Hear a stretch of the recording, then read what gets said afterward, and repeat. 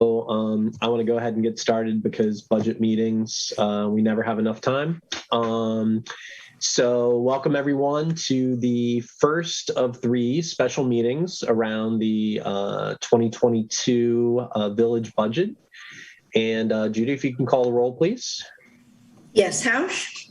I'm here. McQueen. Here. Is Stokes? Stokes, are you here? I don't see him. Okay. Krieger. Not yet. Curlis. Here. Thank you. Also present our village manager, Josue Salmarone. Chief Carlson will be on momentarily. Denise Swinger, planning and zoning administrators here. Public Works Director Johnny Burns and Village Solicitor Brianne Parcels. And who is David? David Turner is with the Police Search Committee. David, I sent you an email with the new link. Are you able to hop on that new link? Oh, I just sent you a different Excel spreadsheet that I created in Excel with the numbers. So, okay, I will send those over to Kate. Kate is chairing that meeting. So you might have to post that link again since David just popped on, so he might not see the former chat. Okay. I'm confused. Am I in the wrong meeting? Yes. Oh, Sorry. We're about to put you in the right one. Yes, we're sending you the link for the right one, David. But you definitely look ready, like you're ready for that other meeting. when is this other meeting? It's happening right now. It's just in a different link. So I'm emailing it to you separately right now. Okay, I just got a link that I clicked on. Bye, everybody. See you, David. Okay, so as we kick this off, I just want to say that, wait, and Matt Dillon's not on here. You know what? Yeah. I just realized Matt is not Yeah, here. that's an important person. Because, I didn't call him because I didn't see him, but we really need him. Here come Mhm. Denise, Brian, and Kevin. Denise, are you down the hall from Matt? Oh, I just went into Matt's office and he is trying to connect right now. Oh, he's on. He's on. Thanks. Hello, Okay. everyone. Hey, Matt. All right, Hey, and I see we've got a couple people for the other meeting. All right, so I'm going to try to get this one started. So I just wanted to say that I really appreciated Matt Dillon's thoughtful memo. I think it really kind of frames in my mind why we are, have this effort of connecting the budget with the goals. And I think a lot of the things that Matt highlighted really indicate how we need to be more intentional, strategic, and also not just throw things into the mix when they're not budgeted for. So looking forward to this discussion. I guess, Josue, if you want to tell Chris and Bill Randolph where they need to go, maybe eventually get started. Okay. I'm texting to them privately, Brian. Okay. Great. So Matt, I guess maybe if you want to pick it up from there and start framing things. Sure. Welcome, everybody. Thank you for joining us for this budget work session. The intention of this first meeting, I wanted to go through and see if I can do a good job summarizing everything. Just kind of power through a lot of the high level detail and use the next two scheduled meetings to delve more in depth with general and internal special revenue funds on the next meeting, and then the third meeting for enterprise and capital. I do have a presentation I wanted to walk through. It's again an overview in its essence, and it's just really designed to build us up with some assumptions walking into this year's budget and some just general context for what we can expect going forward. I'll go ahead and if anyone else has any comments, I was going to go ahead and share my screen to begin the presentation.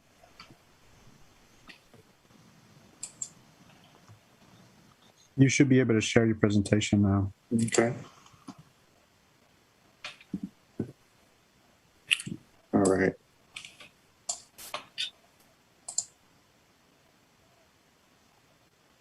All right, how are you? Is everyone seeing this first title slide okay? Yes. Yes. Okay. Well, again, I hope everyone had a chance to review the memo I sent out. It was mainly addressing the general fund and some existing obligations we have with our current year budget and how they will impact next year's revenues going into and how they approach the reserve.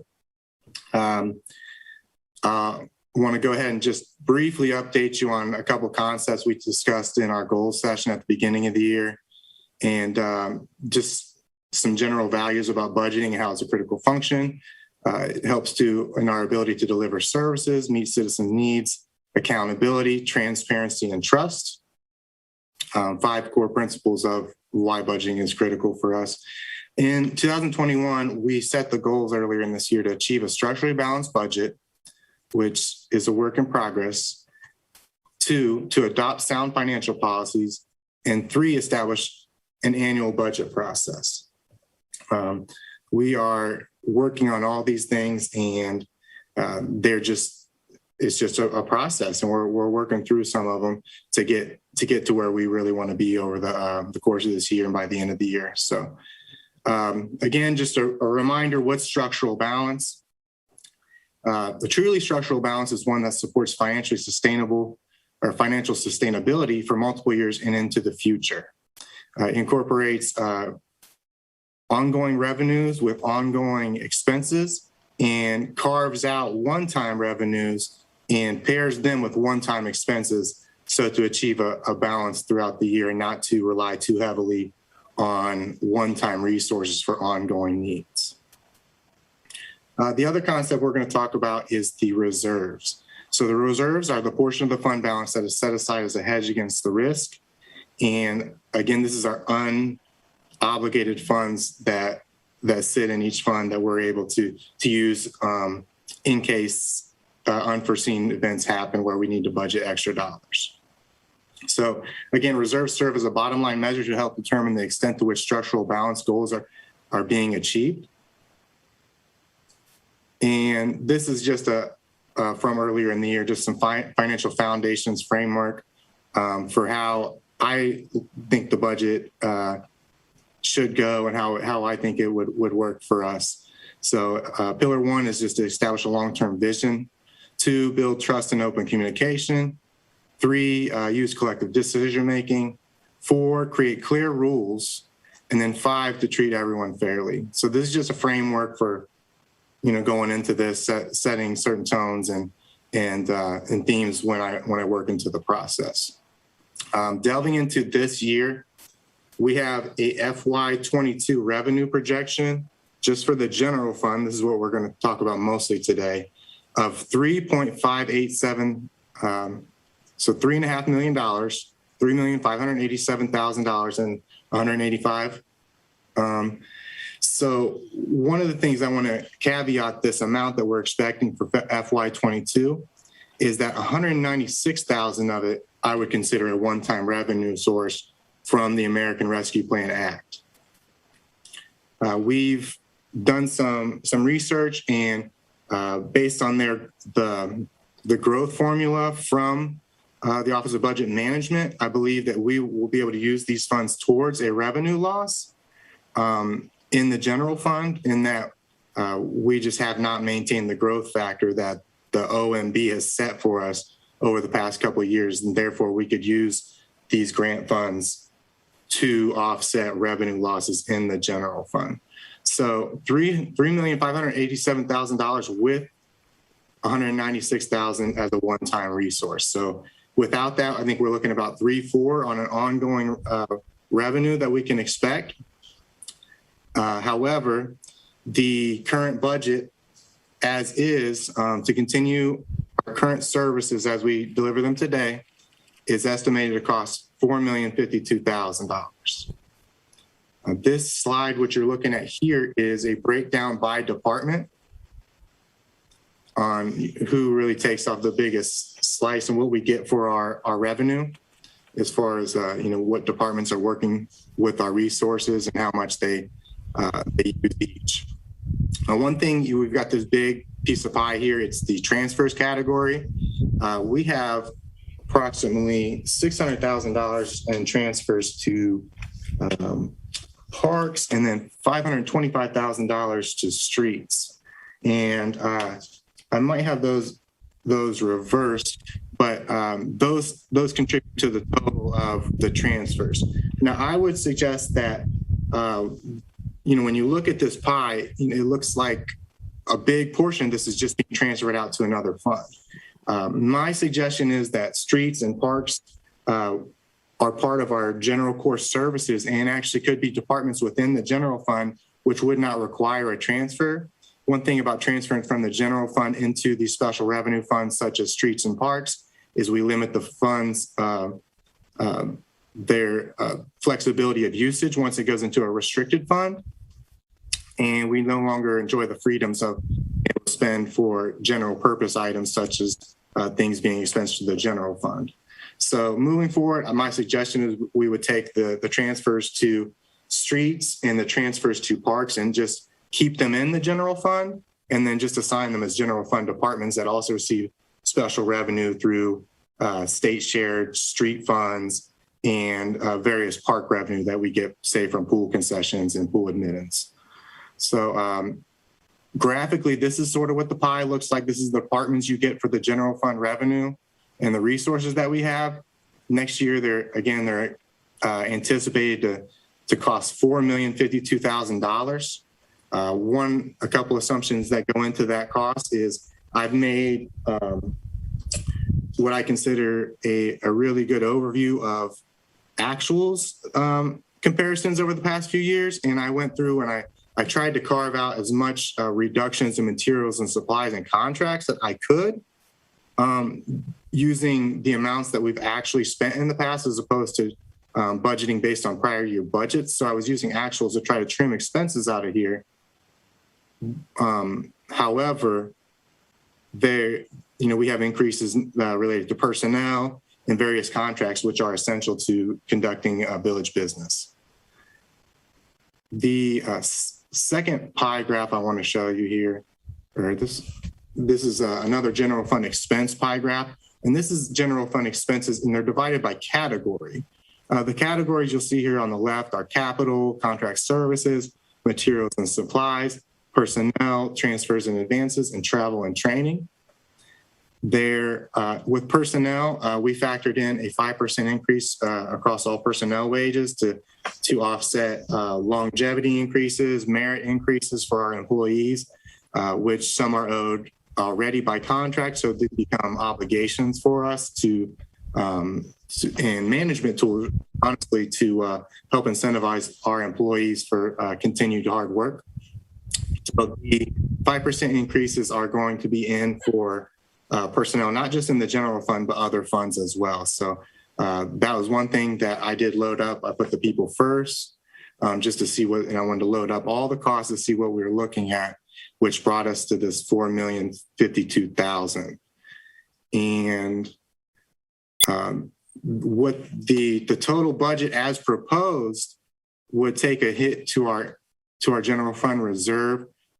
This screen you're looking at is the impact to the reserve over the past few years. In 2019, we had estimated ending fund balance for the general fund of $2.4 million. 2020, by the end of the year, it was just under $2.4 million. And then our estimated ending fund balance after encumbrances for the end of this current budget year, we're only expecting $1.5 million. Last year we passed a budget was $4.3 million in total. We only estimated revenue to be 3.2, roughly $1 million hit to our general fund reserves from 2020 actual here on the bottom line to 2021 for 2.4 to 1.5. And again, with another continuation budget with the current level of services, we're looking at a cost of $4,052,820 to our general fund, with a net impact of negative $456,635 to our general fund reserve, our bottom line, And this is greatly approaching our 90-day reserve that we have set. Walking through a couple other things. This is the what you're seeing here, and I'm going to zoom in because I have a feeling it's going to be hard to see. So we have special revenue funds as well as capital project funds on by fund number and name on the left. We start with the first column titled Estimated Unencumbered Fund Balance. This is our projected fund balance for these funds, our reserve, going into January 2022.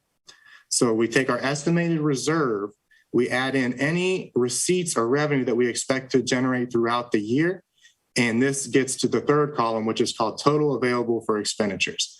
So again, we take the amount of remainder from the reserve plus any projected revenue for the proposed year, and that becomes a total amount that I'm legally allowed to budget to. And so therefore, we have in our special revenues, what you see here on the left three columns versus the right three columns are actual amounts available for resources, and then the budget year expenditures and encumbrances being personnel and then non-personnel for a total.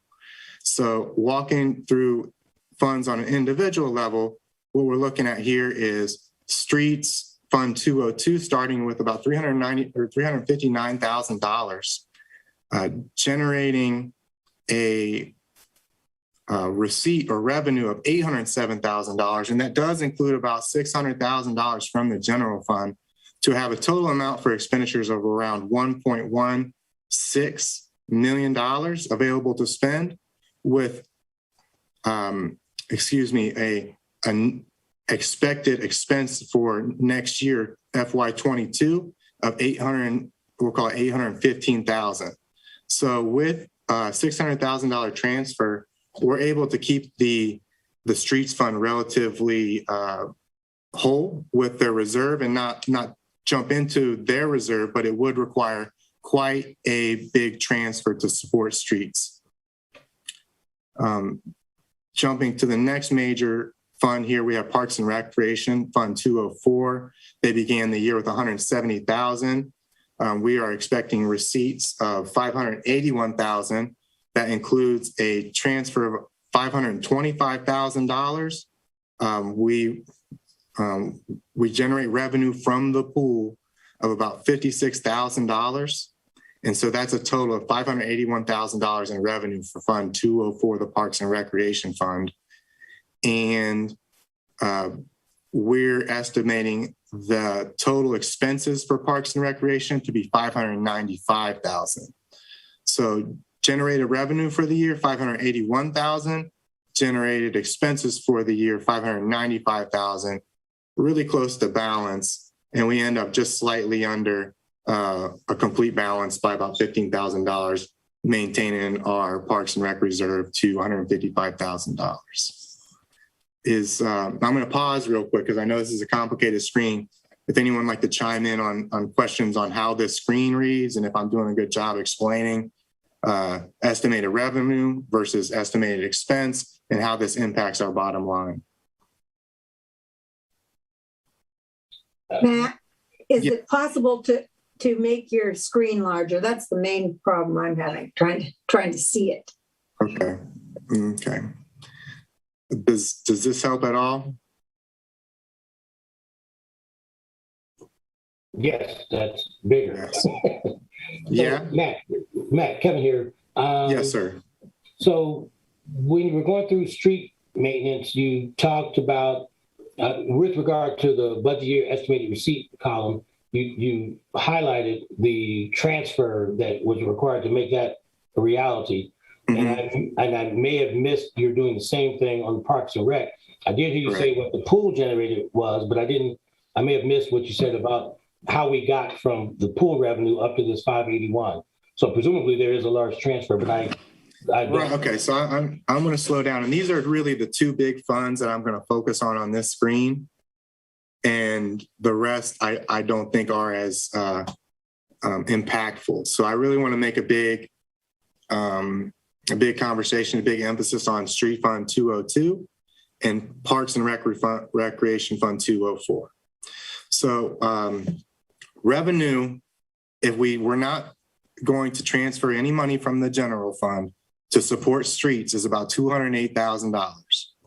This comes from a variety of sources, including gas tax, license fees, things like that. This is the total revenue that we're provided to take care of our streets. The estimated expenses for this department is $814,995. Estimated revenue without a transfer, $208,000. So we have quite a big gap there with an offset between needs and available resources, which would require a transfer to cover the expenses in streets of $599,000 to get to this $807,000 figure. Okay. So again, streets only brings in $208,000. It costs us $815,000. So Matt, when you talked about reserves, you mean from the capital budget? No, I mean operating reserves, capital reserves. Okay, so operating reserves. Generally, like when again, for this conversation is we're going to focus mainly on the general fund reserve, and the special revenue funds, and especially the enterprise funds. We have a duty to maintain balance with those being their standalone enterprises. Special revenue, on the other hand, they are restricted funds that help to provide resources to departments that could also be paid for with general fund dollars. So streets, parks, I want to make the point that I believe that they are general core services of the village. I think they are, one of the basic things that most villages do offer. And I think they're very ripe for just to be budgeted out of the general fund and not require a transfer into a special revenue fund, which would restrict the funds. Mm-hmm. The main point I'm driving home is that streets and parks don't support themselves. They require $600,000. I've been saying $599,000, but call it $600 for street maintenance. Okay. They also require $525,000 to support parks from the general fund. So, but we're talking $500,000 each from the general fund just to support our needs in streets and our needs in parks. Right. And I think that point is very clear, but it sounded like when I first asked my question, part of your answer is that these numbers that you're talking about that are needed are combining operations, maintenance, and capital projects. Am I wrong about that? Some capital is for streets is done out of 202. Mm-hmm. Generally, I mean, that's how things have historically been done. Generally, and I'm scrolling down here to this 300 level, that we would budget things, if they're capital, to these 300 level capital projects. Mm-hmm. Now, what we have here is a history of mixing capital line items into the operating budget and then not using the capital project funds, this 300 level, and just money into 202 and money into the general fund. Right. So if on the most prudent best practice approach that we can take is to really use our capital funds for their purposes to hold capital dollars, and that can be spent over a long-term period. Are you legally obligated to keep a level of reserves in those capital budget funds now that we've established them? Legally, I mean, I'm not sure what our legal requirements are. I think it gets into what's called a best practice. A lot of other cities will do a sunshine process, and so essentially they would go through these capital projects funds and sunset anything that we're not planning to use. So they're not designed to just hold money for long periods of time. They're supposed to be money deposited regularly over years and years, and then trickle down with our capital needs as they come. Capital needs often span over 1 year, and so that's why typically you see these funds treated a little differently. Okay, good. Yeah, I wanted to make that distinction because you made a comment earlier about, what your obligations were, what the villages were. All right, thank you. That's a good point, Brian. The only other thing I would add is unless there are specifically restricted by its source, then those capital funds, we're not required to keep a minimum balance, if you will. I think the other point that Matt was making was about streets and parks being considered just part of the general fund, if I'm saying that correctly. So we're not transferring money from the general fund into them, but they'd be in line like with council and administration and like that. Is that right, Matt? That's correct. So I think what we're talking about is having departments, and any department can have money in their budget from more than one fund. So there are general fund departments, and those are departments which only receive funds just through the general fund. But there are also departments that receive money from multiple funds as well, police being one of them. So in my experience, a parks department can have general fund resources being used into their budget. They can also have special revenue resources that are coming from the gas tax. All these contribute to their amount that the department can spend, but I will track those at the fund level individually.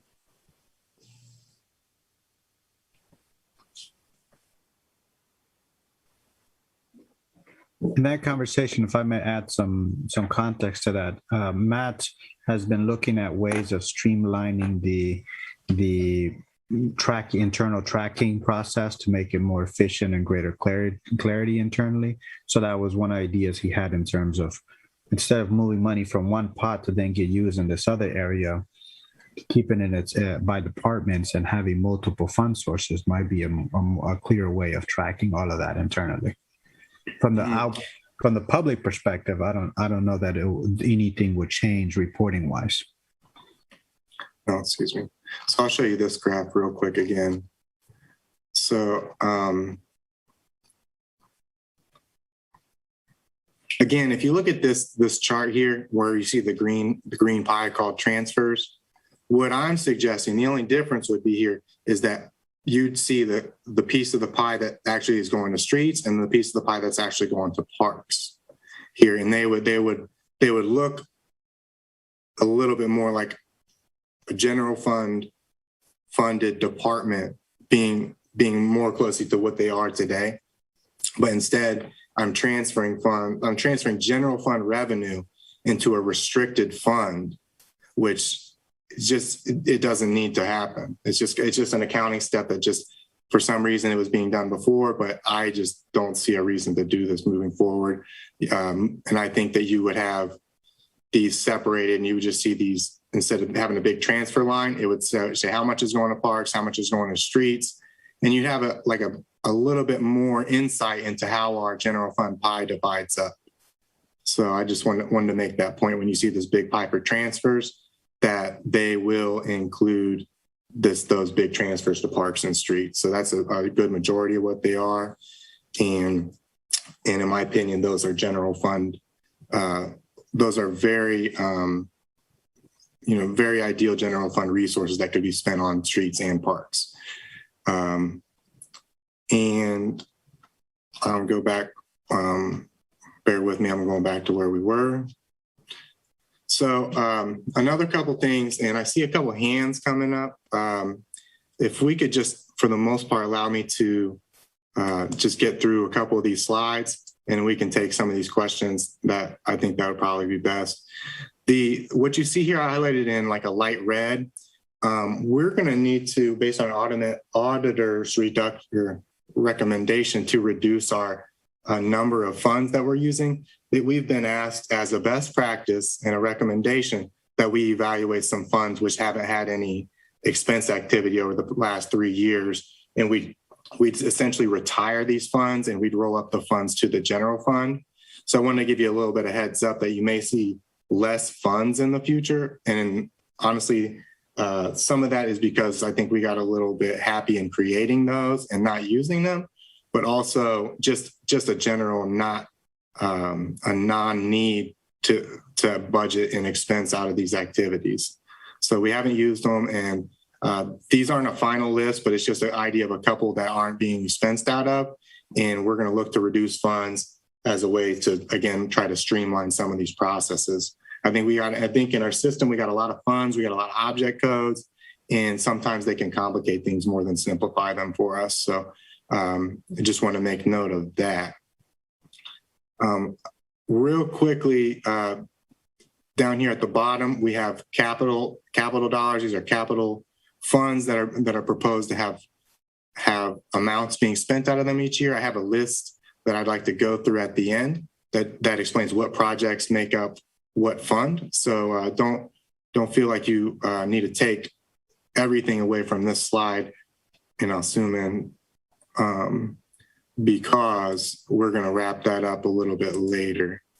But again, these capital funds down here, we're going to walk through what those funds are going to be spent on here shortly. So bear with me. I'm going to try to get through some of this. So this next spreadsheet slide that we're looking at, the 4 funds that are on the enterprise fund level, electric, water, sewer, and solid waste. These are, again, our enterprises. They're treated as standalone businesses, and then we have a responsibility to maintain their balance. So in electric, we're starting the year with $1.4 million. We expect revenue of around $4.2 million. And then we expect expenses in total around 4.282, which is a slight dip into the electric fund balance of, I believe that's around $50,000 to $60,000. Water Fund 610 will start the year with $676,000. We expect revenue of $1.2 million, and then a total budget of around 1.2 as well. They again begin the year with $676,000. We expect them to end the year with $689,000. A slight gain in the fund there for water. Fund 620 for sewers, they begin the year at $693,000.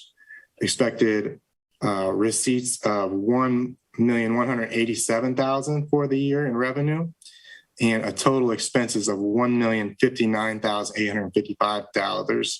So again, water and sewer, we're expecting to make for money currently with our budget as it is proposed. And I say that make money in a way it's just a general increase to our reserve, just slightly. Solid waste, on the other hand, we expect to begin January with $3,391.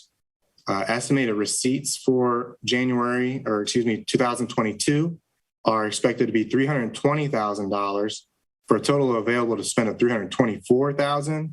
We expect total expenses to be about $322,000, and we're ending the year at $2,000.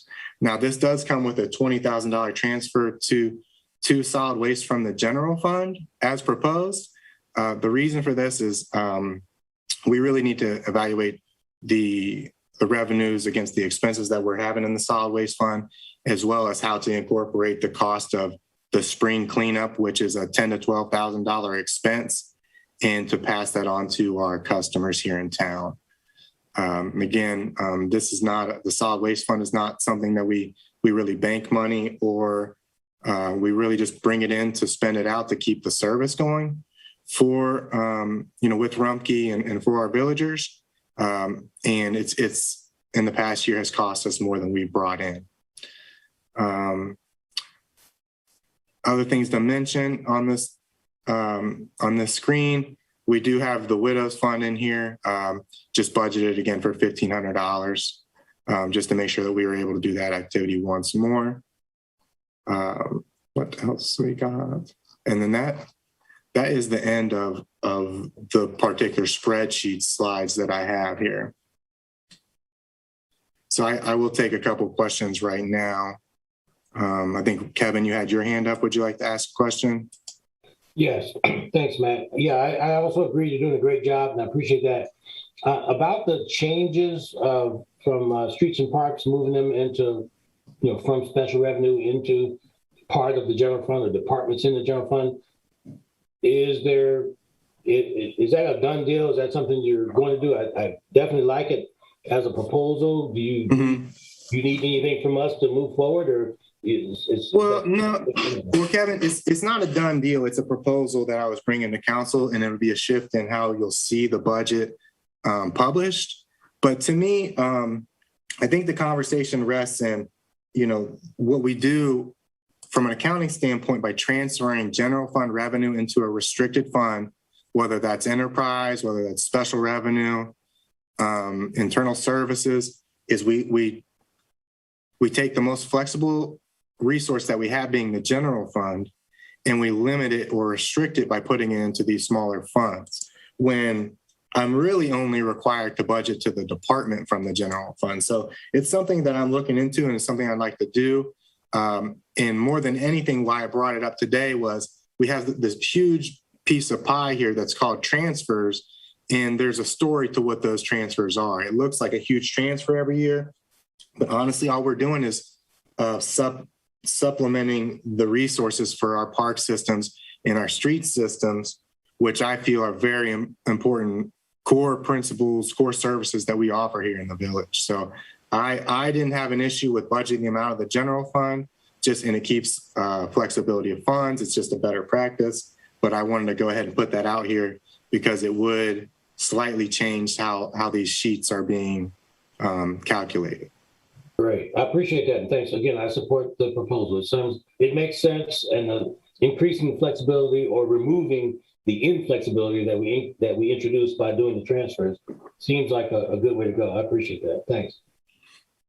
Okay. Hey, Matt, it's Laura. I have a question, because I'm glad you're saying this, because probably for 10, 12 years, I've wondered this exact thing myself, is why do we do this transfer out thing? So just to be devil's advocate, like why would a prior finance director, for example, think that's a good thing to do, to move it to a special fund? Why would they think it's a good thing to do? Yeah, it's been done. I think there's been a misconception and a false association with 202 being the only fund that pays for our departments. And I think I've got a really good handle on the hierarchy of our account codes as far as how those are legally allowed to work. And I have more of a background in big cities, which have departments that receive many, many funds that lead to a department budget, not just general fund, a lot of special revenue funds, things like that. And so I'm used to seeing departments with multiple funds associated with them.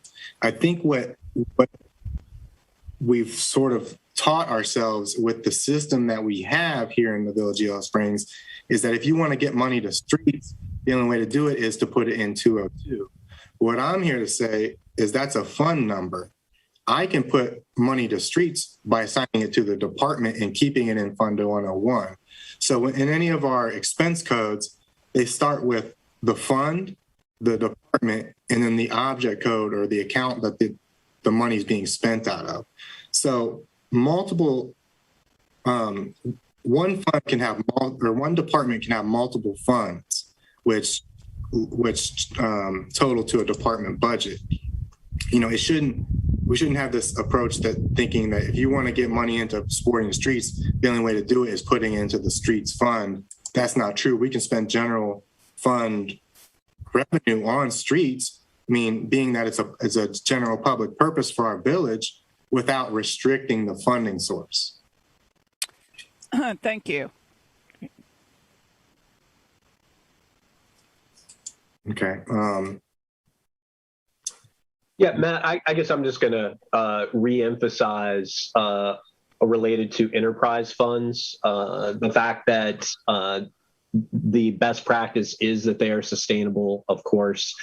and just highlighting that we keep those reserves as a best practice in case something unusual happens, so that we keep on the lights and keep the water going and so forth. But I think it's also important for the public to understand that if we ever built substantial reserves, that would be an indication that we could think about rate changes and that sort of thing.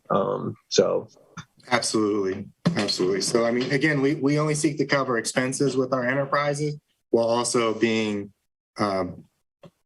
really paying a lot of attention to the sustainability of the fund and really those establishing a reserve for the things that we're not planning on and the things that we hope never happen. And Brian, one thing I would reiterate, as you pointed out about the enterprises, when I came on board, the council was very sensitive to any management approaches that could result in rate increases. And over the last 2 years, we've been focusing about running an effective operation without having a rate increase in the enterprise. And I think that you'll be happy with what we've accomplished over the last 2 years, making investments and without having any rate increases. And this budget supports that vision of continuing to do the best that we can without any rate increases to water, electric, or sewer. Mm-hmm. And this one I knew was going to be particularly tough because it's a summary screen. It's not the most reader-friendly format, but this is how I set this up with for our tax budget. This is how I certify the funds with Greene County. I really want to show you how this works, just showing a couple pieces of this being estimated unencumbered balance to begin the year, total revenue that we're expected to receive during the year equals a total amount that I'm allowed to spend, minus the current year or the proposed year expenses equals an estimated reserve for the end of the proposed budget year FY22. So this is something I'm willing to walk you guys through. I think it's a really important summary screen. I know there's a lot to it, but there's also a lot that we can gain by understanding it a little bit better. Just as far as taking in resources, being prudent in our budgeting, knowing what our limits are. And so I really wanted to show that to you. I know we're with the proposed budget of $4,052,000. We're going to be right at that reserve limit this year. And I knew it was time that we needed to start having this conversation on being able to get a good product out of the revenue that we do have, and using this as a way to reevaluate community priorities so we can best put our best approach to being good stewards of village funds. So I wanted to show you guys this a little bit. I realize it's going to be a challenging process. We're a little bit challenged by the medium over here looking at spreadsheets, but I would very much want to let you know I'm willing to sit with each of you and we could walk through this and gain a level of understanding that's probably further than over Zoom right now. Couple other things I wanted to show you here. Can I ask a quick question, Matt, before you go on? Yes, please. Yeah. So I think what I'm looking at when you're talking about this chart is this idea that just because you have money in your wallet doesn't mean you have to spend it today. And so the tighter we can finish out a current fiscal year, the better we will be going in to 2022. Is that correct? That is a great takeaway. I think that's the essence of what I'm trying to get after, to let everyone know that while we pass a large budget this year, we can make prudent decisions to minimize the amount over revenue that we expect to expend to limit the impact on our reserve this year. There's actions we can take to slow spending. There's just to get a better idea of what we could look at for next year. But again, I think at this point we should encourage a slowdown of expenses, even in the current year, to help us out to be able to budget better for next year. But that being said, that's not going to be a cure-all in itself. I think we are going to have to look at revenue generation opportunities, service decreases possibly here at the village, or a combination of both. The amount that we're currently over to maintain services is $456,000.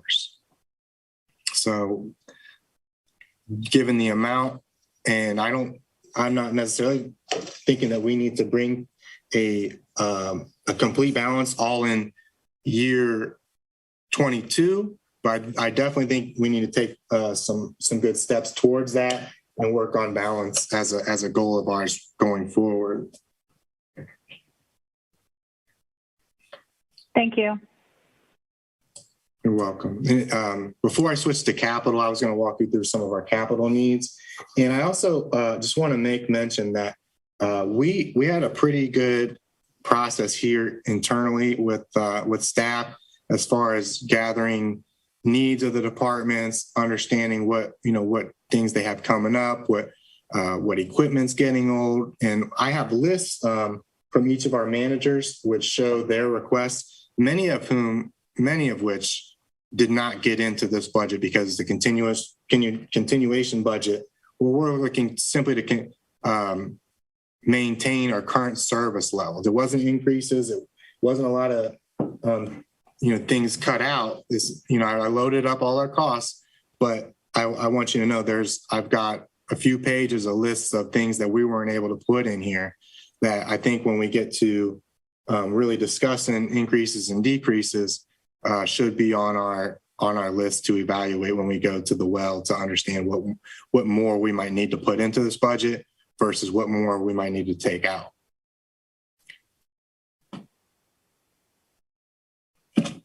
So I think that's another thing we should, when given the opportunity, kind of share some of these ideas from the departments on what more they need and that what more that we're not able to currently afford to give everyone a good idea of how difficult this process is, and that part of the process is saying no or going without certain things in an effort to maintain fiscal sustainability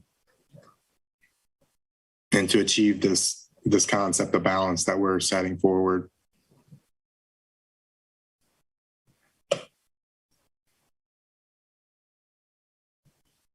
Kevin, do you have a question? Yes.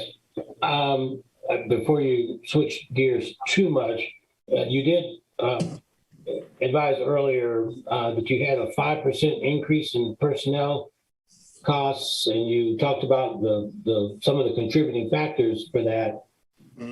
I wonder, not to bring up a sore topic, but with us doing the chief of police search and not knowing what that would entail in terms of increased personnel costs for the year, do we feel comfortable with that 5% increase with regard to our going through that search process and where we might end up with personnel costs for the year?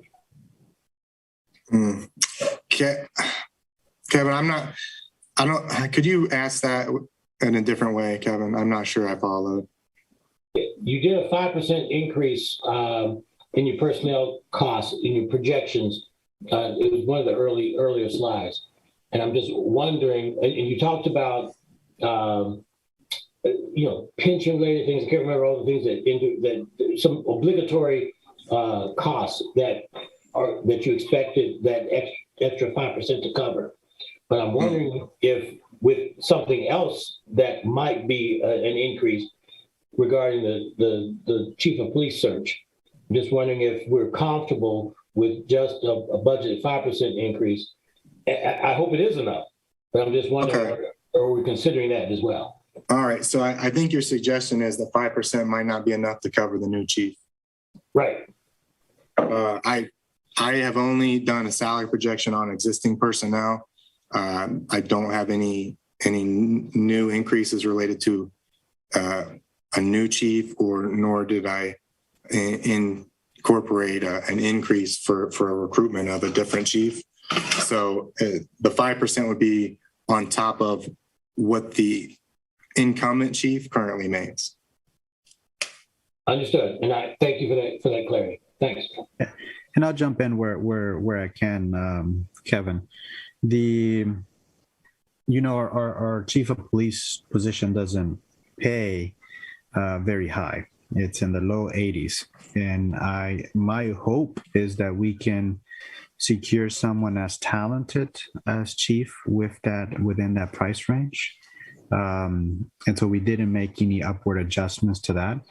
I think as we get through this process of recruiting a chief, we'll evaluate where that rate is negotiated, and I'll keep a close eye out on the budget figures.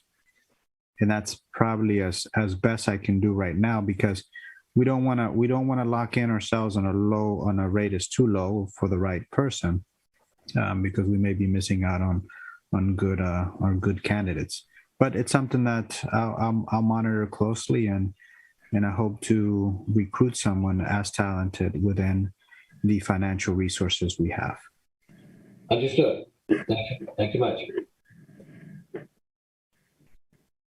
Yeah, Kevin, yeah, I mean, that being said, and this is part of the conversation I want to put out there, we're up against limited resources for that type of activity for many of our general fund activities. It's going to take, a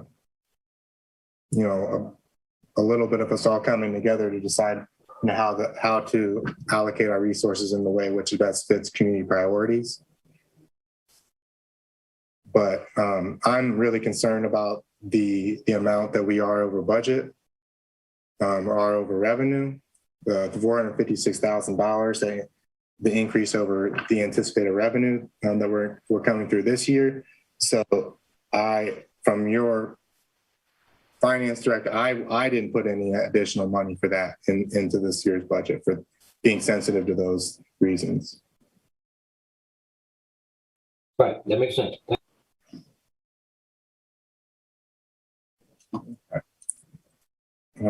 If Matt, if I may jump on here before you get to the capital, because I think that we could come back around this topic. Since I joined the team, we've been talking about projecting for years about what the utilization of our capital or general fund reserves, and we've been intentional about making strategic investments in infrastructure. All types of infrastructure, while at the same time being innovative in seeking out funding opportunities that would help offset the cost of these infrastructure improvements, right? Like active transportation plan is probably the most significant. We got 1.8 million for what would help replace sidewalks, multimodal paths. We were able to secure that storm reroute system, which you're going to have a contract to approve by next council meeting, and that would help deal with infrastructure issues that have long been neglected. So we've been strategic with the limited resources that we have, while also being innovative and seeking funding opportunities elsewhere. And we're committed to continuing that approach, where we'll use what we can for what we're able to, while also seeking grant money that's available to us. But to Matt's point, we're reaching a point where we know what we have is not sustainable, and we either are going to have to get very lucky and very innovative with our grant seeking opportunities, or if you recall from the memo that he wrote, we need a diversified revenue sources. So find ways of increasing those revenue sources, or cut back on services. And so that's not a new conversation. That's been a conversation we've been having for 2 years now. And I think this year, as I know that several of us here have clearly talked about, we're getting closer to having to take action and have those conversations. Now, that said, I think this budget, what you have here, certainly shows that we have that we're sustainable through 2022.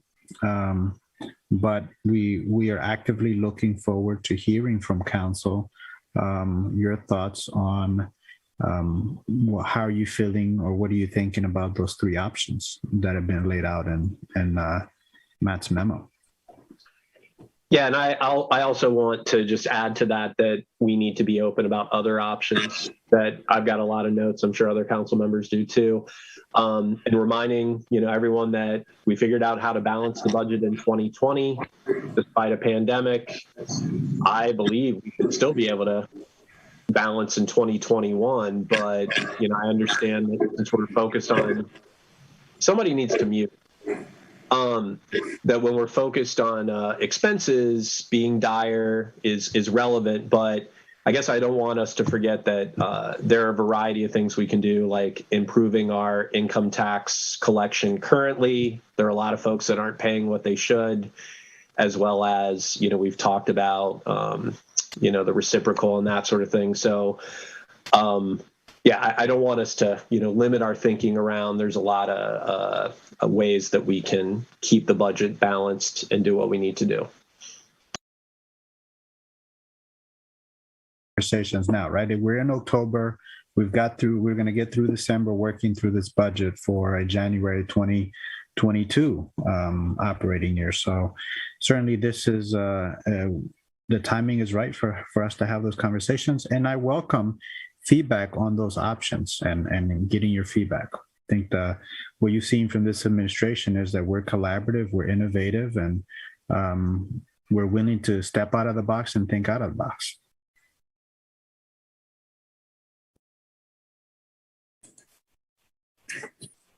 Yeah, the other two items I was interested in covering today was just the capital detail. I know we have a in-depth work session scheduled in November to cover enterprises and capital, and we can go over some of those amounts. I have got through what I would consider all funds, the impact of all funds and how they are on our resources.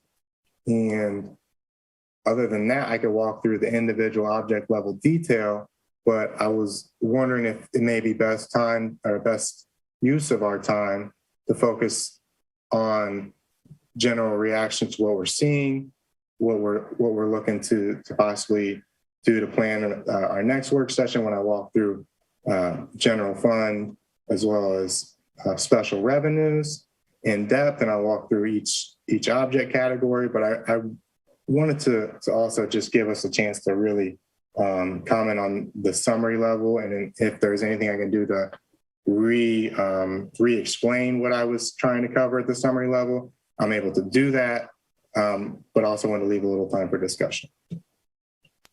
Yeah, so Matt, I was just going to say, what I'd like to do is have that general reaction and continue the framing around the next discussions. And then if we have time at the end to do any other detail work, we can. But yeah, I want to make sure that we go around for, council members' thoughts and any other folks that have those thoughts.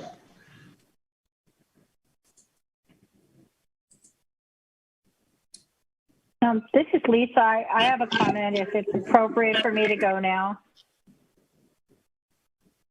So I appreciated the memo and the summary, and you did a great job. For me, the likelihood that multiple strategies are going to be required resonated for me, and I think that's the opportunity that we have to all be as thoughtful as we can.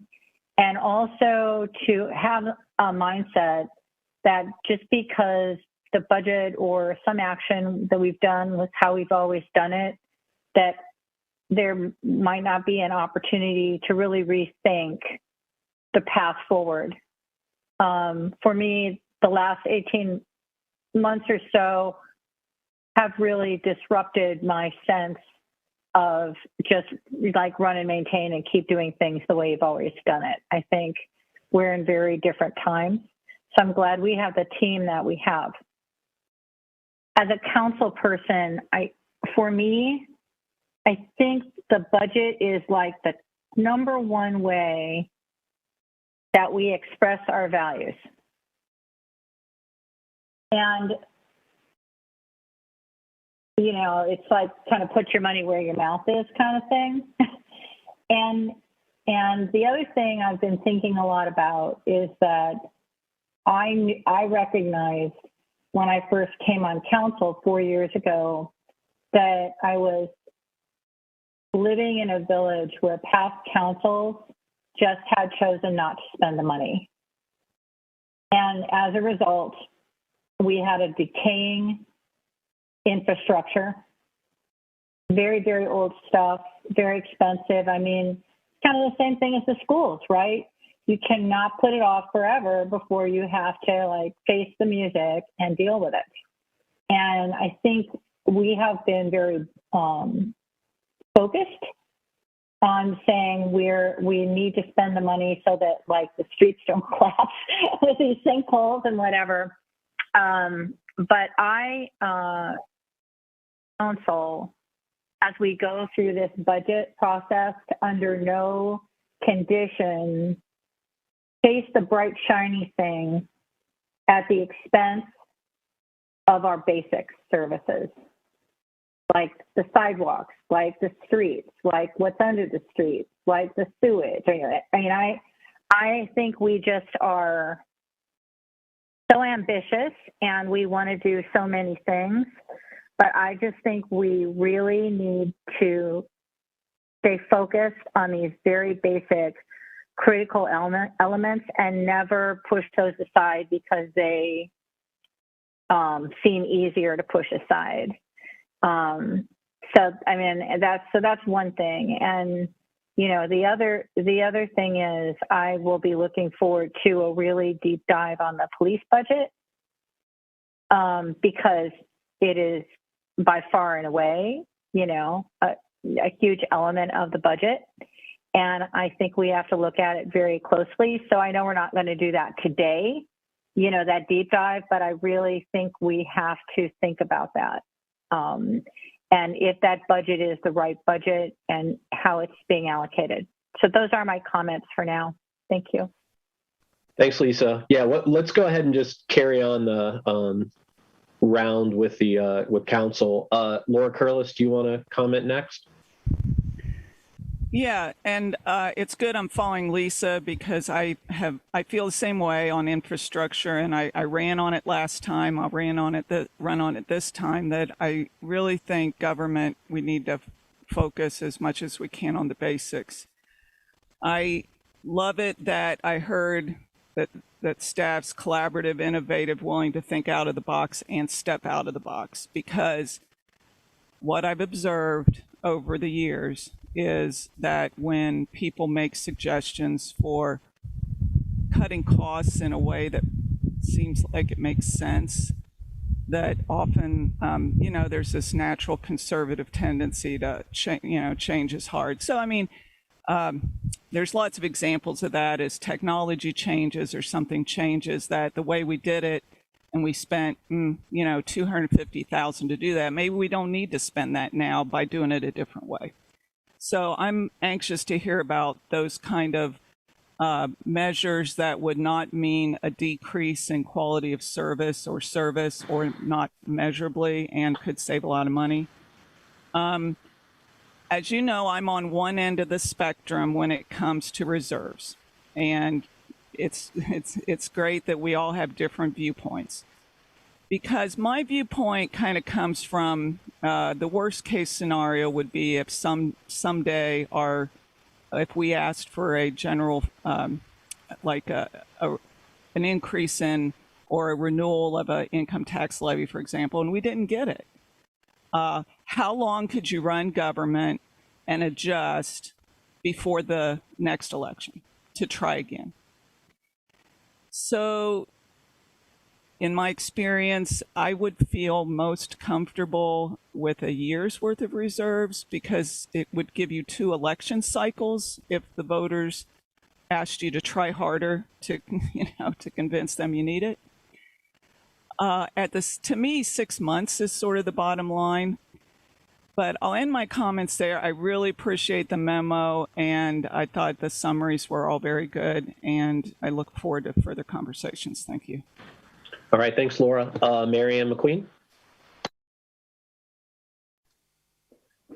I would concur with what Lisa and Laura have said just down the line. point out looking for new ways to, whether it's a new way to surface a street or whatever, new ways that might be more environmentally friendly and less expensive. Also, making sure that when we do change technologies, that's going to give us a better and more sustainable benefit, not just a new technology for a new technology. In terms of the reserves, I wouldn't go below the 3 months, and I would go with whatever seems to be the consensus around that. So I know we're not looking at ways to decrease expenses or increase income right now.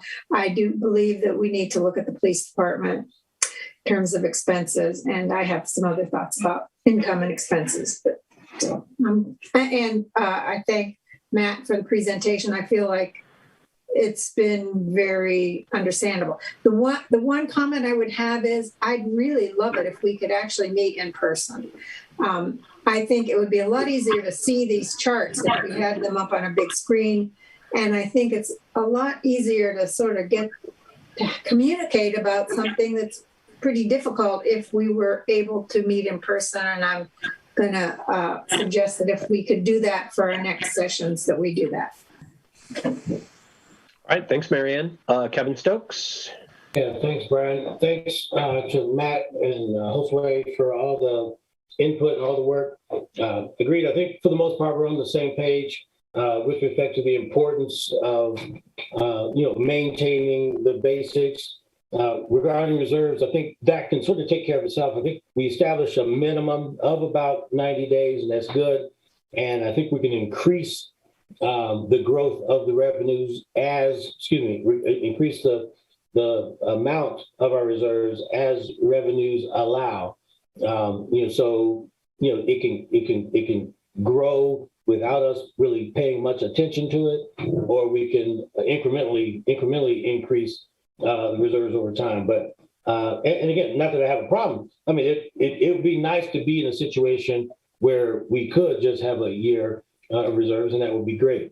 I wouldn't make that the goal, but I think the goal should be established, an adequate reserve level and go from there. With respect to new expenditures, I think we want to have an investment mindset. No dollar, hopefully no dollar when we look back will be a wasted dollar. I think our primary concern is the basics and then investments, not new and shiny. I think to Marianne's point, not new and shiny for the sake of new and shiny, but if it's an investment in our future, I think we can afford to invest, whereas we cannot afford to waste. Won't get into, since we're not necessarily offering suggestions for things of that nature, but there are things I think that are viable that we can do that won't cause harm. But I think we just want to, again, not be too quick, to overreact to proposals on new expenditures if there's a way to find a balance moving forward. So I think it is good that we're having this conversation as early as we have. I'm fairly confident that we will come up, with a solution that we'll be happy with. The low hanging fruit might be, one of the larger line items or budget items or departments. And fortunately or not, that may be the police department and there are probably some other candidates that come along with that. But I trust that we'll do the right thing. I think we have the right attitude. Starting early is the absolute right way to go. And I look forward to getting more into detail as we move forward. Thanks, everyone, for your input. All right, thanks, Kevin. So I've already, I mentioned my appreciation of the memo. I like this conversation. I think this is, as we're trying to create a better model for budgeting, this kind of first session makes a lot of sense. I do want to clarify that 90 days is not what we came up with, but that is the state's recommendation on best practice for reserves. Am I correct, Matt? Or okay, thank you. Okay, so I have quite a few things. I'll highlight a few right now, and I'll capture these in an email. I think most of mine are a little bit more detailed about things that I think would be good to think about moving forward. And these don't need to be answered now, but I'm curious with grants or grant opportunities, how we book those. And I want to emphasize that as we think about goals, some of the comments that we've made around if we don't get grant funding for projects, it may mean that those things don't happen right away. One thing I'm curious about as well is how sophisticated our projections are around income or revenue, specifically income tax. And I wonder how well we are factoring in increases from Cresco and also the fact that wages are getting higher and that sort of thing. And so, I just want to put that out there because we know that the economy is getting stronger in Yellow Springs. And I know we can't predict, what the new businesses will be, but I mean, we know we've got Patrick Lake's project. I believe we're going to see other things happening in Millworks with Allison in the mix. So I don't want us to forget about those things. I don't know how you perfectly account for them, but we need to keep that in mind. So I already mentioned, I don't want to forget about the income tax and other revenues that are currently being lost. So I feel pretty confident that vendors in town, private contractors and so forth are probably not incentivized to account for their revenue or their income as well as they should. And so I would really encourage us, I know Josue and I have talked about this, to put things in place so that we can actually account for that. And Josue, I know you've mentioned some things that we would need to do so that we can actually follow up on where those current losses are. But I wouldn't be surprised if they're like somewhat significant in the way that our water loss has been. And we're not going to put out of the mix, in my mind, changes in the reciprocal if things get really dire. So I think we have opportunities around that. Let's see.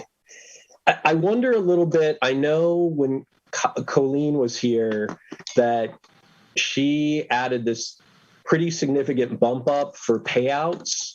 And so I guess I want to make sure that I like that we're conservative, but I want to make sure we're not being overly conservative. And, I don't know if that's also being increased as part of the percentages, but I remember that had a significant different look on the expenses piece of our budget. Yeah, I guess the other thing is I do want to make sure that we're accounting for that second disbursement from our ARP dollars in this budget for 2022.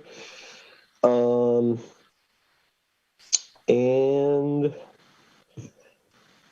yeah, I think that's enough for now. I think all the other comments I heard sounded really good, and I've said a couple things already. But Matt and Josue, I'll make sure you get my other sort of mini notes about things that I think might help with the next sessions.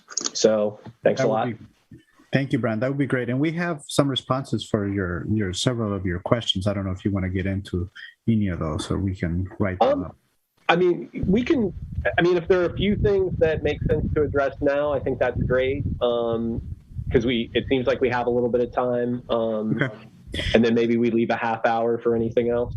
Yep, I think on the revenue projections, we try to be conservative because we don't want to estimate on a higher revenue with a greater margin of error versus a lower revenue with lesser margin of error, or if the margin of error would be on the positive side where we get more revenue than expected. And I think you've seen the graphs this year that we expected a lower amount of revenue and a revenue that's actually coming in, it's a bit higher. So we're a bit conservative on that side, so that as we budget, we're budgeting to a conservative side. And that's part of the success last year when we had to make all these the COVID budget cuts due to the COVID pandemic, and we were able to adjust accordingly. So that's part of the strategy. On the revenue, and particularly on the income tax side, I expect a little more than what we're listing as now, but we have to go based on some actuals. We can't go to the county and say, hey, these 20 jobs are coming online. We know that January 1 they're going to start paying. So we have to we do factor some of that in. It's a conversation with Rita. So some of that is factor in. I think it's not an exact sign where when those folks are actually hired and that money comes in, it's going to paint a different picture, a better picture than what we're painting now. So we're allowing some room in there. The other areas of income revenue, the general local taxes revenue, where we are being a bit conservative. One is an unknown. One is the kilowatt tax. The kilowatt tax is paid by the consumers of electricity, and that comes into local tax. We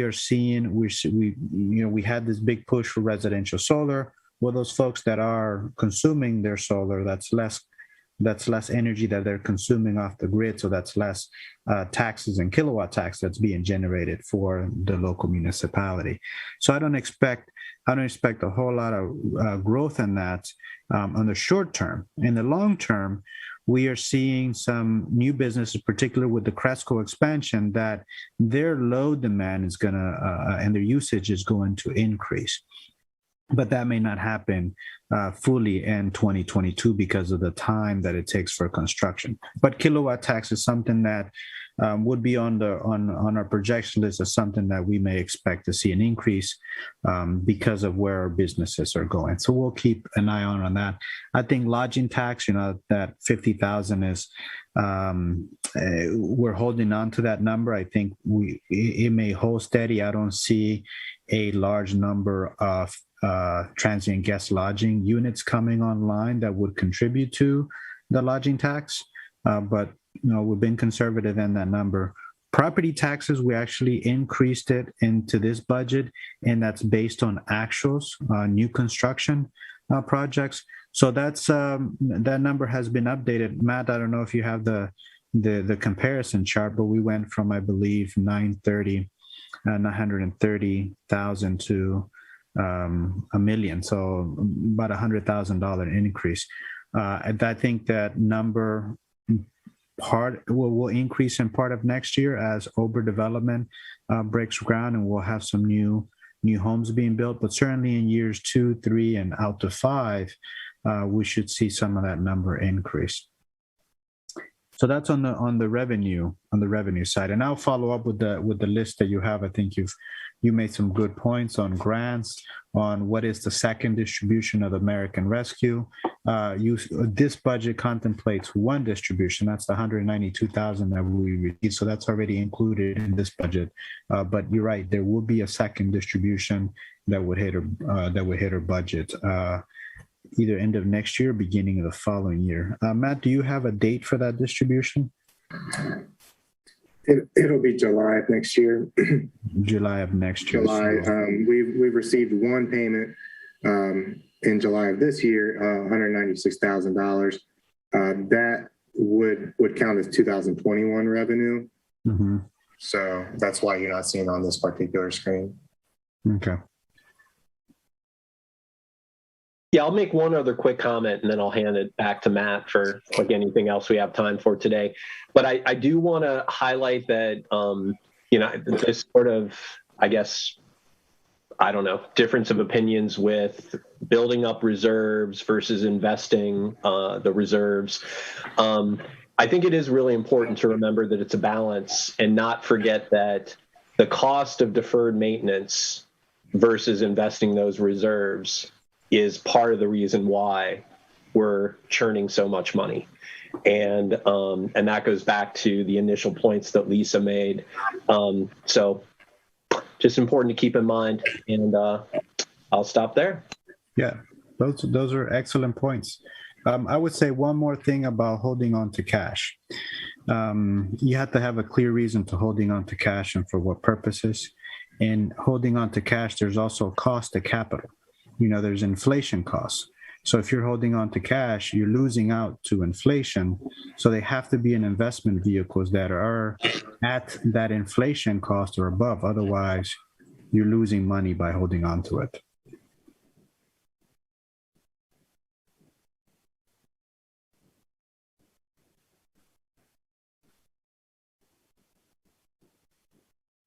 Matt, what else you have?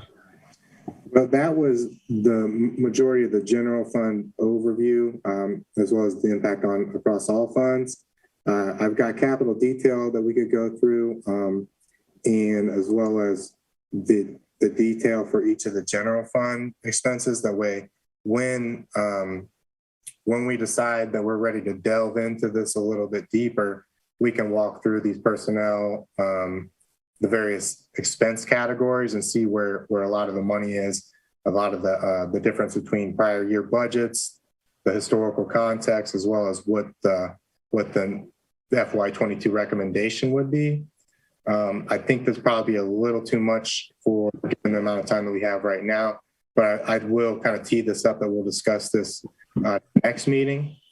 And I just more than anything want to make myself available to you guys in that I think a lot of the education on the budget could come from just sitting with me on an individual basis, working together and just kind of going over the existing documents that we have to begin about understanding what we're talking about.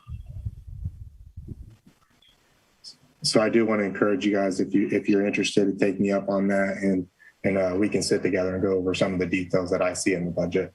Mm-hmm. Matt, while you're on the screen, can you go back to that fourth tab and go to the next page? I think that's the public safety budget. Yep. Go back one more. That public safety is right there. So we've cut some expenses already in the public safety budget, and I want the next conversation. I know that I've heard from at least 2 council members that they're interested in doing a deeper dive in the public safety budget. You can let me know now or send me an email offline. What would be helpful for you as part of that conversation? We can come up with service schedules, how we staff our team, what are the different programs, what are the different team members and what they're doing. What will be helpful for that conversation for us to get you? So feel free to. Detail. I'm sorry, what was? Budget detail, like on the personnel line. I mean, down to the whatever level of detail you have. And we normally provide those printouts, so we'll definitely continue getting those budget details to you down to the phone expense. Josue? I'd like to really take a look at overtime and how that's created by the way staffing decisions are made. Okay. And just the way assignments are made and who's on and how many.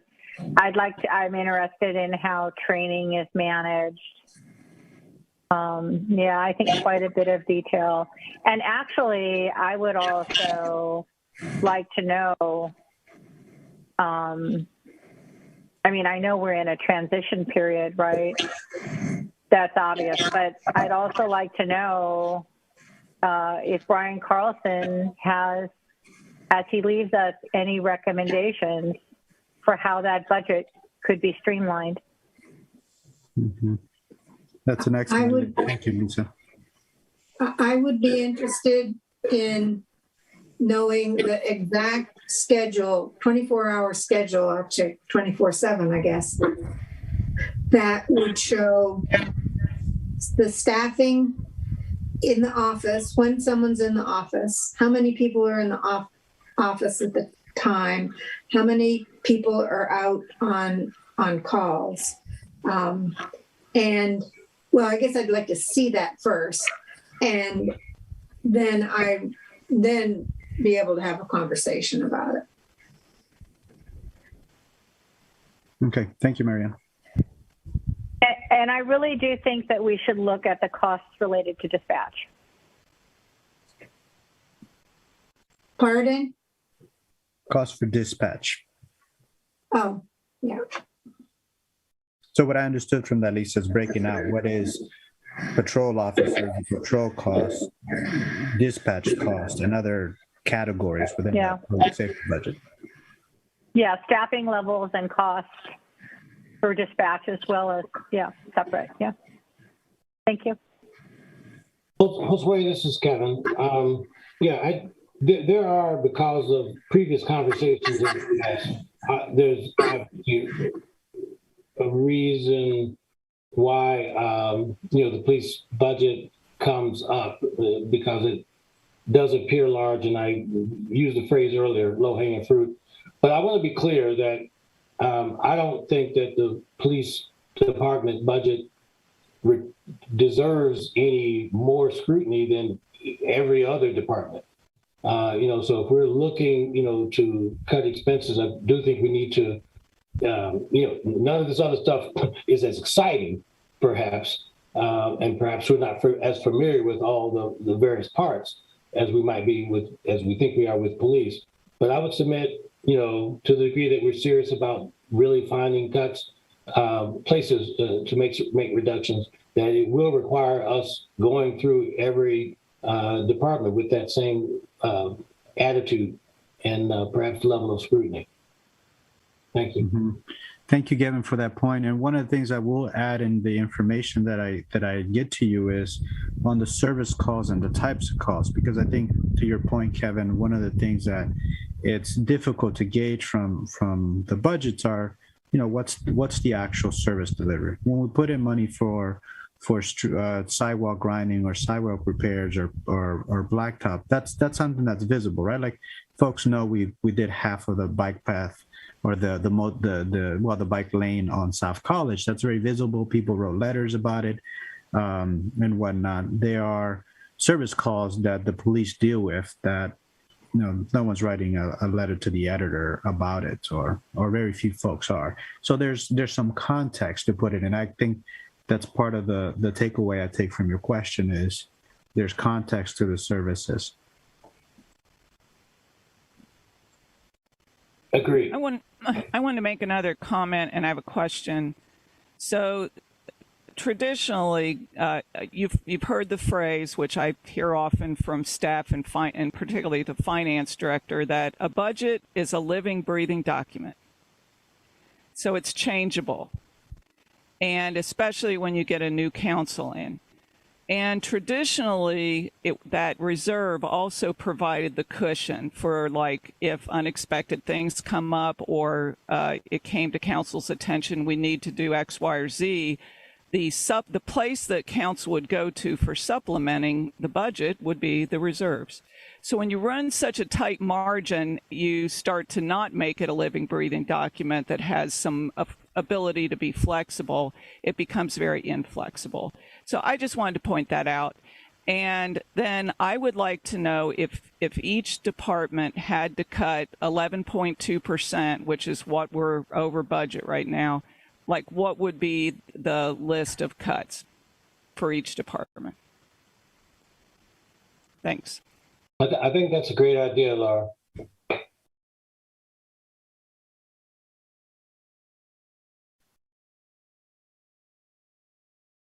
Is that a scenario that council wants to see? What does a budget cut of 11% look like? I'd suggest, Yes, I would. 10, I would suggest 10%, which maybe would make it a little easier. But yes, I think that would be helpful.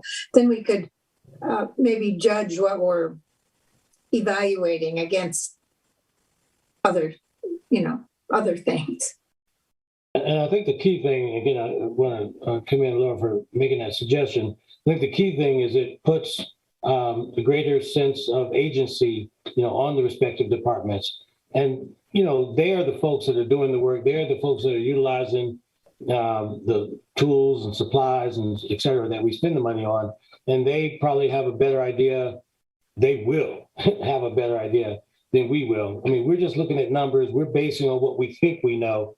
But these folks are the folks with boots on the ground. They are the subject matter experts, and they'll find things, I believe, that we might not think of.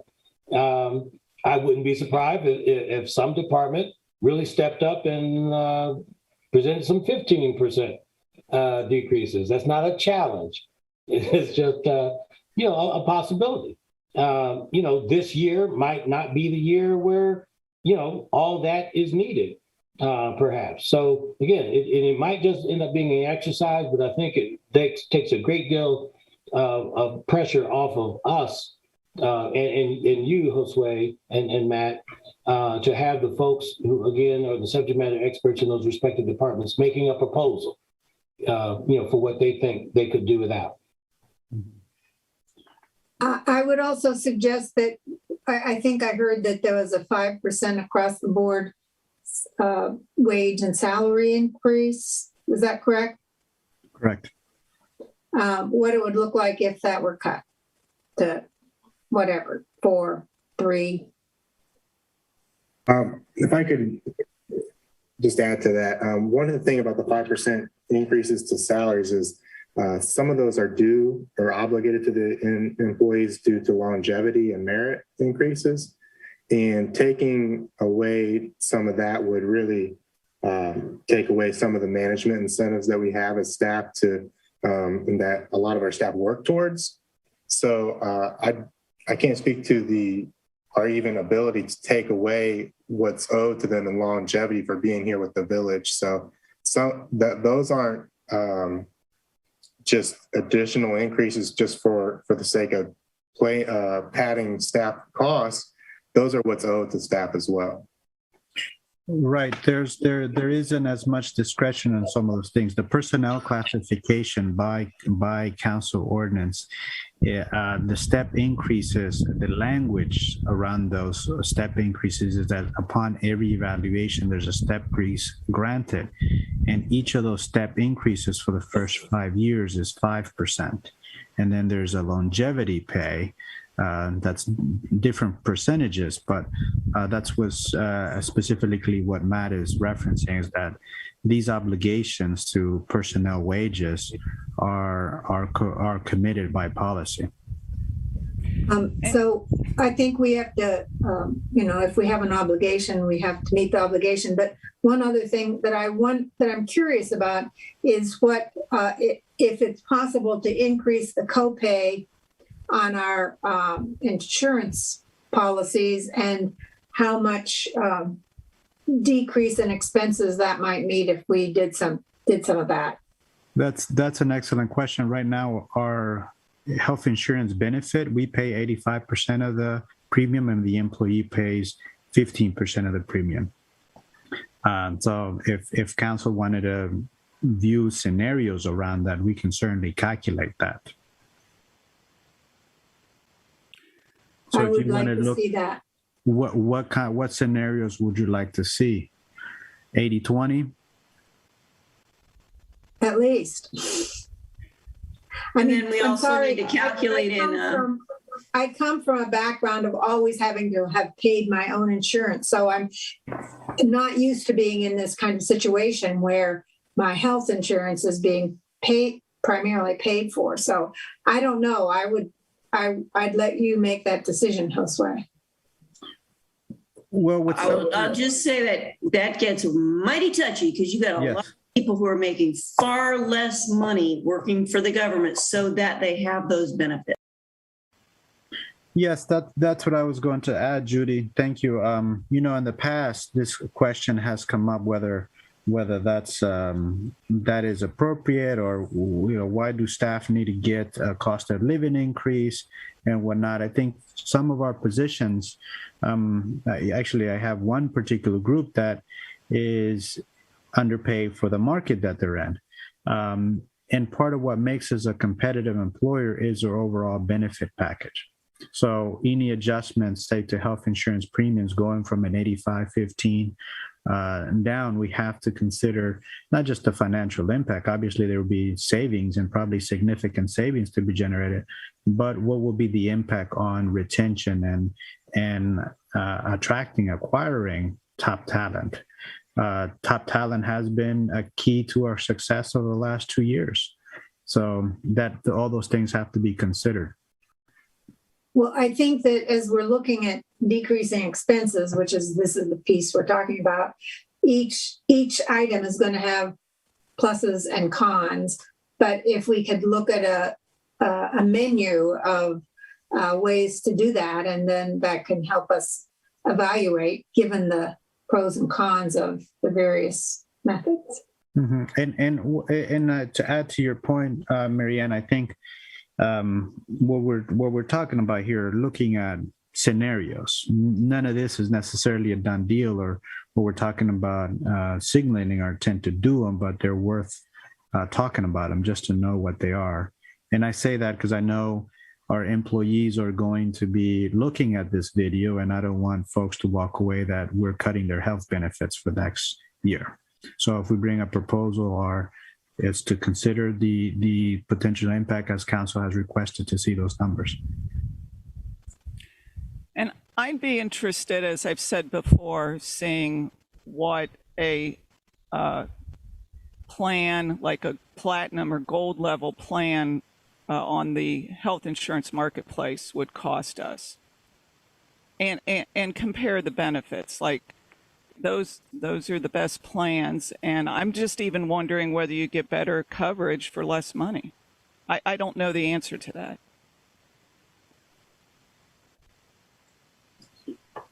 On this health insurance piece, I think the two here are related. Is this something that council wants to see?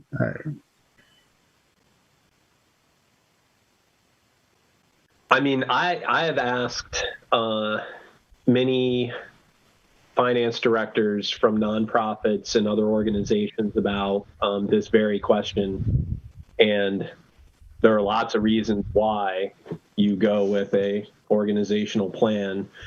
I don't know. I mean, obviously, we're talking about a lot of work with all the requests that have just been made. So I don't know. I'm not going to push for that comparison to be done, but if others want it. I might suggest, Josue, OPERS their board did a study on this. And I wonder if that's public information that you could maybe get it. As a matter of fact, the OPERS board ended up terminating your plan.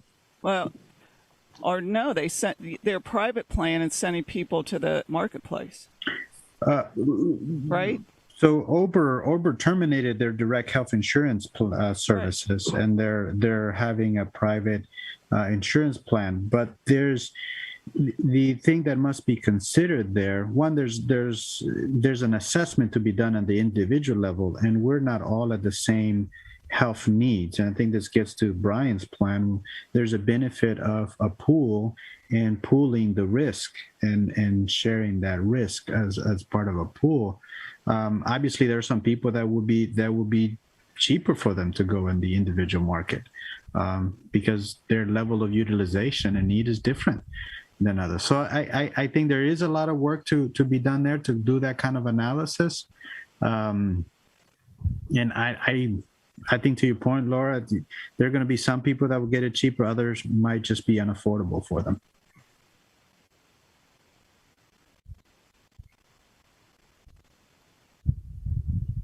Is that something that PEP might do or have done?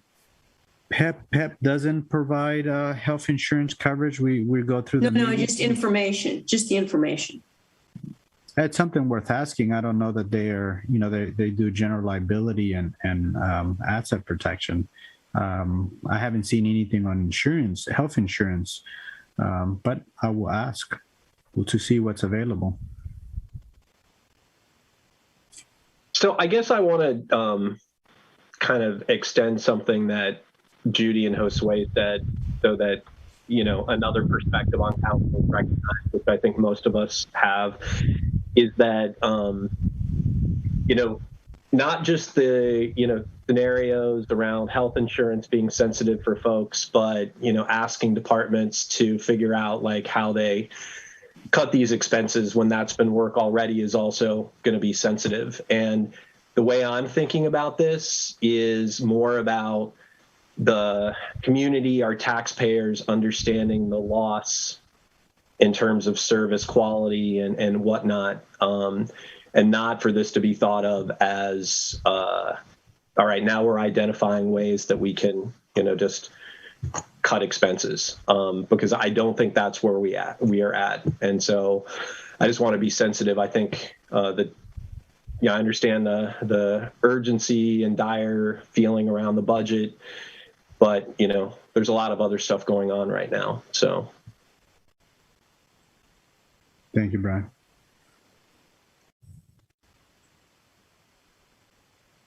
Okay.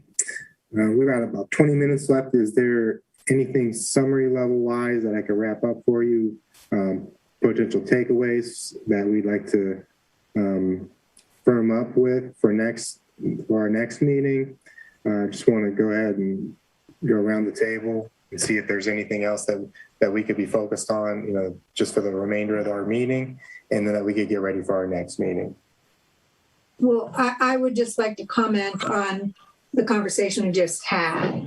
So we've put out a number of ideas that are all about reducing expenses. We haven't really talked about increasing revenues. So I would suggest that when staff look at this list that we've made, that you look at it in terms of what are the things that are going to give the most bang for the buck. And part of that is, how much what's the impact going to be, the positive impact, and what's the negative. For example, I'm hearing staff might be worried that we're cutting this or cutting that or cutting health insurance. And so sort of evaluate that when you come back with your report.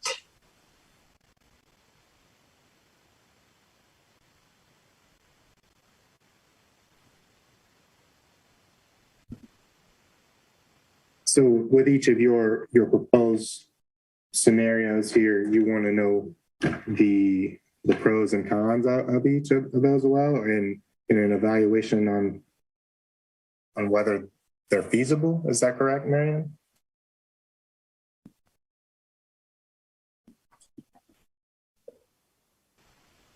Some of the analysis may be relatively easy to do and may potentially show it could yield a big result. Some of it may be difficult to do and yield a big result. Some of it may be difficult to do and also people are going to get very upset. I mean, there are different variables in here. So I'm just suggesting you looking at the variables of the bang, what's the biggest bang for the buck, taking in the variables in terms of how much and how much time you have to put into this.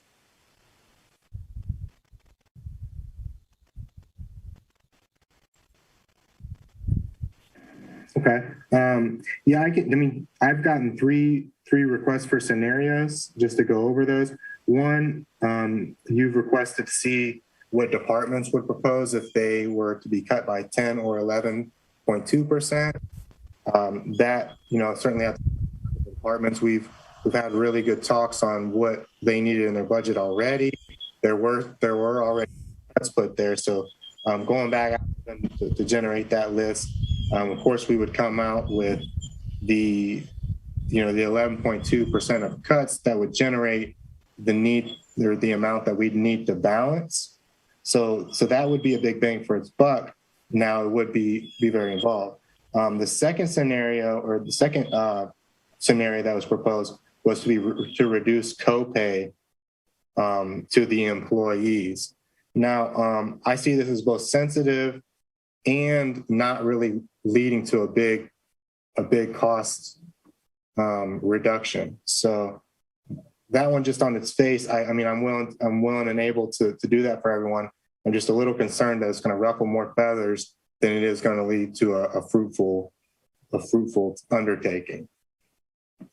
And then the platinum plan for the health insurance, that's something we would have to look into. I frankly have to start from the beginning on that because I don't know. I'm not familiar with what the marketplace currently offers or what our status as a local government would be with sending our employees to the marketplace.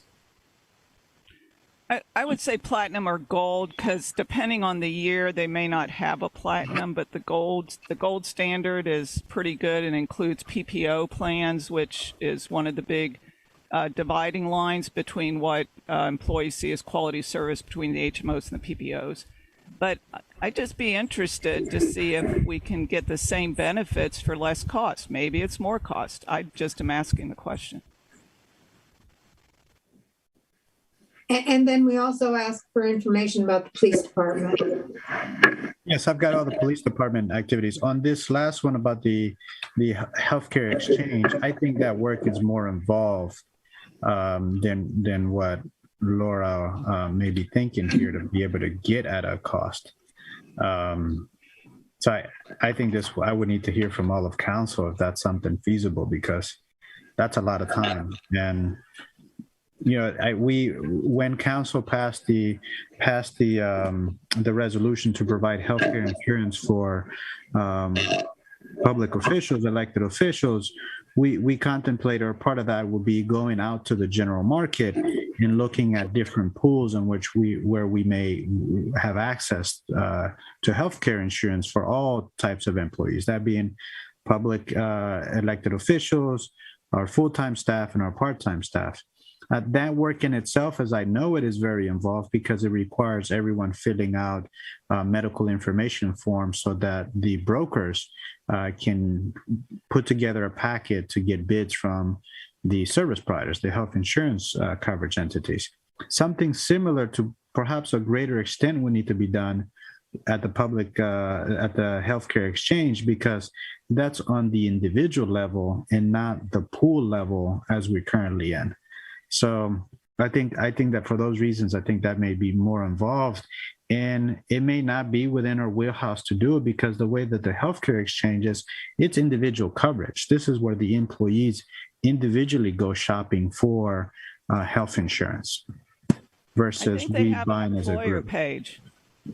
I think they have an employer page, but again, it's been a year. So here's what I think would be helpful. As a person who worked in insurance for a long time, I know that the models are changing, and I understand that having an actuarial pool approach helps people who may have more healthcare needs or who are older have a more affordable approach.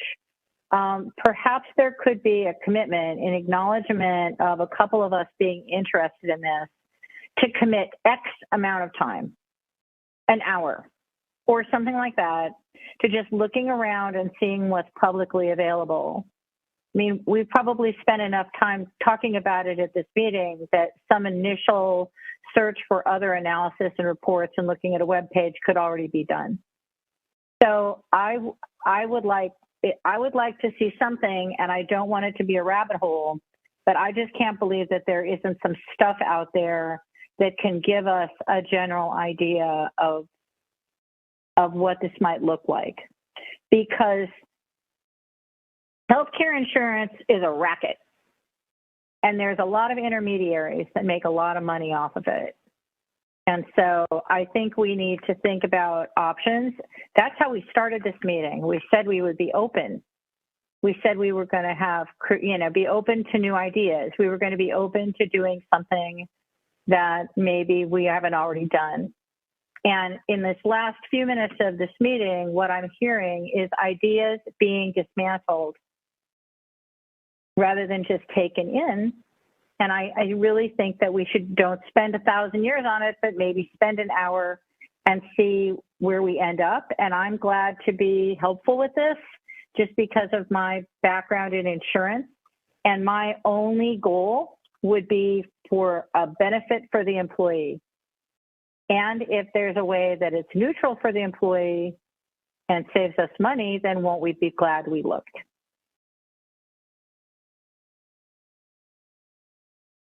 I'll spend some time on it. Can't our HR service do this?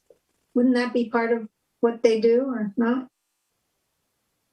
We also have a broker, that this is something a broker can do. Now, the broker is an intermediary. They look to buy and compare plans for us. So I'll ask the broker to see what research may be available on this topic of moving over to the healthcare exchange on an individual level.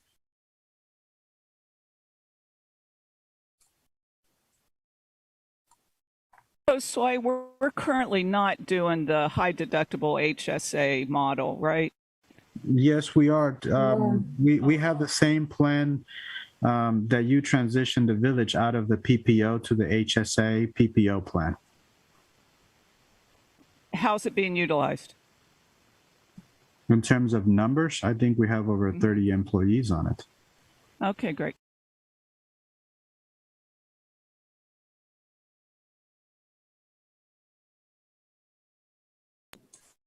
Yeah, I think we've got a couple ideas. Are there anything else? Is there anything else that out there you want us to follow up on between now and the next meeting?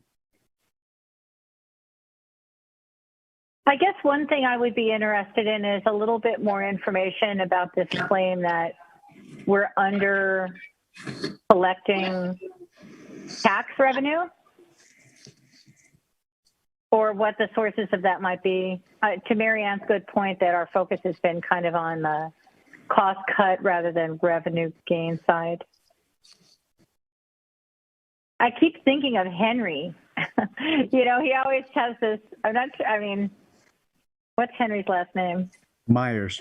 Henry Myers. I'll be Henry Myers for a minute.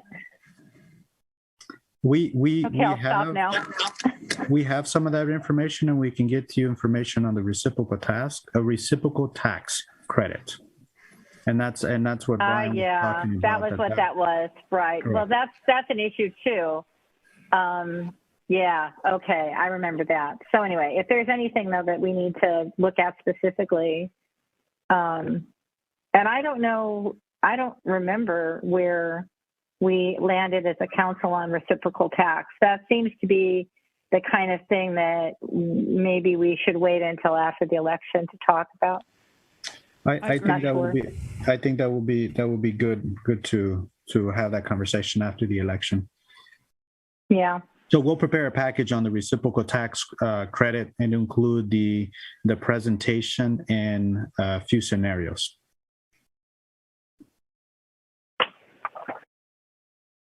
Thank you. I've got 3 computers going here and they're all dying at once. What does that mean?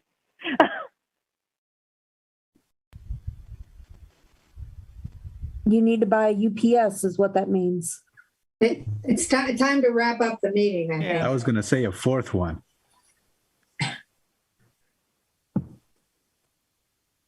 All right, Matt, anything else? Brian, anything else? I think we've got quite the task list for us here. Yeah, I think it was a good first meeting. Matt, did you have anything else? No, I again just want to add, I know it's a lot to cover over the internet. Happy to meet with everybody. I do really like the suggestion of us trying to meet in person if possible. I think being in one room, we were able to talk about some of these ideas a little bit more and get further along with them, possibly in a room, and at least some of the concepts budgetarily to be able to cover. And then if anybody has questions, I can follow up with everybody individually as opposed to speaking to everyone at once. So just want to let you know I'm available to meet individually, and just happy to work with you guys. Looking forward to us having a really good balanced budget and one that represents our community. All right. Well, thanks, everyone. So I'll entertain a motion to adjourn. I move. Second. All right. All those in favor signify by saying aye. Aye. Aye. Any opposed? Okay. All right. Well, happy Indigenous Peoples Day. And Yeah. nice Good to have night. Yeah. All right. Good night. Thank you. One.